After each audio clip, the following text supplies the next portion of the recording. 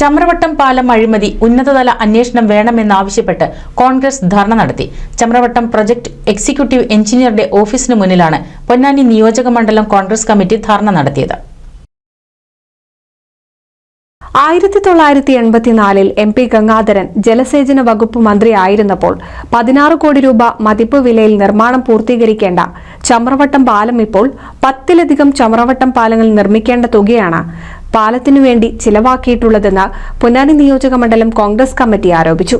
ചമ്രവട്ടം റെഗുലേറ്ററിന്റെ അടിഭാഗത്ത് അടിച്ചിറക്കേണ്ട ഇന്ത്യൻ ഗുണനിലവാരമുള്ള ഇരുമ്പ് ഷീറ്റുകൾക്ക് പകരം വിദേശത്തു നിന്നും നിലവാരം കുറഞ്ഞ ഇരുമ്പ് ഷീറ്റ് വാങ്ങി കോടികൾ തട്ടിയെടുത്ത രാഷ്ട്രീയ ഉദ്യോഗസ്ഥ കരാറുകാർക്കെതിരെ ഉന്നതതല അന്വേഷണം നടത്തണമെന്ന് ചമ്രവട്ടം പ്രൊജക്ട് എക്സിക്യൂട്ടീവ് എഞ്ചിനീയറുടെ ഓഫീസിന് മുന്നിൽ കോൺഗ്രസ് നടത്തിയ ധർണ ആവശ്യപ്പെട്ടു. ഇവിടെ കോടിക്കണക്കിന് രൂപയുടെ അഴിമതി നടന്നിരിക്കുന്നു.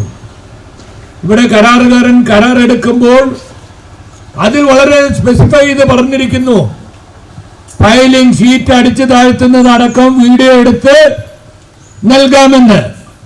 എനിക്ക് ആദ്യത്തെ തന്നെ ഇവരോട് ചോദിക്കട്ടെ, ഈ ഫയലിംഗ് നടത്തുന്നതിന്റെ ഏതെങ്കിലും ഒരു വീഡിയോ പൊതുജനങ്ങൾക്ക് കാണിക്കാൻ വേണ്ടി പുറത്തുവിടാൻ ഇവർക്ക് സാധ്യമാവുമോ?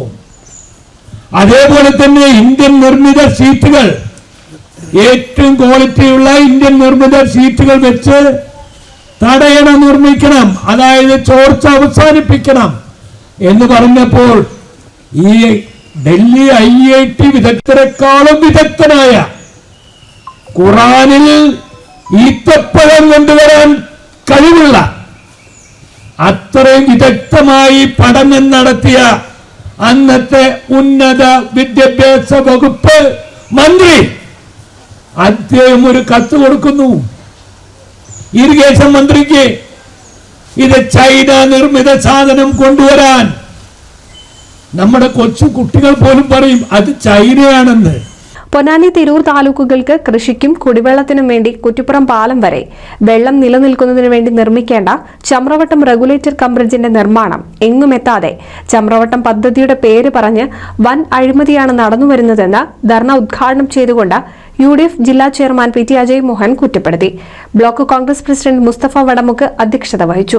AM Rohith, K Sivaraman, Shaji Kaliyathal, NE Joseph, EP Rajeev, PT Khader, A Pavithrakumar, Shamsu Kallattayil, Suresh Punnakkil എന്നിവർ പങ്കെടുത്ത് സംസാരിച്ചു. NCV news Ponnani.